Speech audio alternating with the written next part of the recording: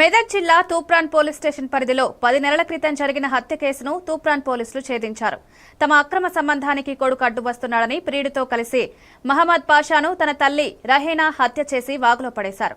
10 నెలల తర్వాత తల్లి మహమ్మద్ రహేనా, ప్రియుడు భిక్షపతి ఇద్దరిని పోలీసులు అరెస్ట్ చేసినట్లు తూప్రాన్ పోలీస్ స్టేషన్లో ఏర్పాటు చేసిన విలేకరుల సమావేశంలో డీఎస్పీ నరేందర్ గౌడ్ వివరాలు వెల్లడించారు.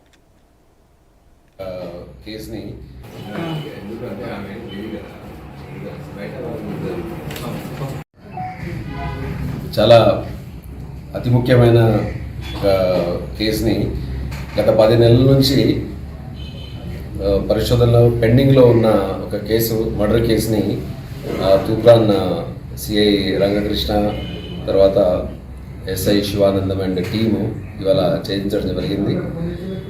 లాస్ట్ ఇయర్ 2024 నవంబర్ 28వ తారీఖు నాడు ఇక్కడ తూప్రాన్ దగ్గర ఈ హల్దీవాగులో ఒక గుర్తు తెలియని వ్యక్తి శవము అనేది ఆ రోజు కనబడడం జరిగింది. అది ఒక గుర్తు తెలియని వ్యక్తిని మర్డర్ చేసి హత్య చేసి అక్కడ అప్పుడు కనబడింది. ఆ పరిస్థితుల్లో అప్పుడు కేసు నమోదు చేసుకొని ఆ వ్యక్తి గురించి చాలా తీవ్రమైన ప్రయత్నాలు చేశారు. ఆ వ్యక్తి యొక్క ఆనవాళ్ళు ఆచూకీ తెలుసుకుందామని చెప్పేసి. బట్ అప్పటి నుంచి ఆ కేసు అలానే పెండింగ్గా ఉంది. ఏ రకంగానైనా ఈ కేసును ఛేదించాలన్న ఉద్దేశంతో టీమ్స్ అప్పటి నుంచి కూడా కంటిన్యూస్గా పనిచేస్తున్నాయి. ఆ వ్యక్తికి సంబంధించి ఎవరైతే మృతుడికి సంబంధించిన ఫోటోలు అన్నీ కూడా వైరల్ చేయడం జరిగింది.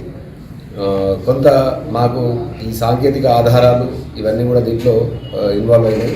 తర్వాత నేను వచ్చిన తర్వాత కూడా మళ్ళీ టీమ్స్ని మళ్ళీ రీఇన్ఫోర్స్ చేసి మళ్ళీ టీంను మళ్ళీ పునరుద్ధరించడం జరిగింది.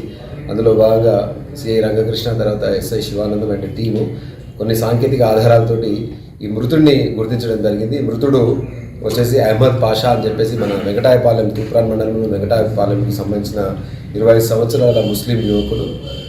తర్వాత మృతుడు ఒకసారి ఐడెంటిఫై అయిన తర్వాత ఈ మృతునికి సంబంధించిన వివరాలు మిగతా అన్నీ కూడా ఎవరు చేశారు అన్న విషయాన్ని కనుక్కుంటారు.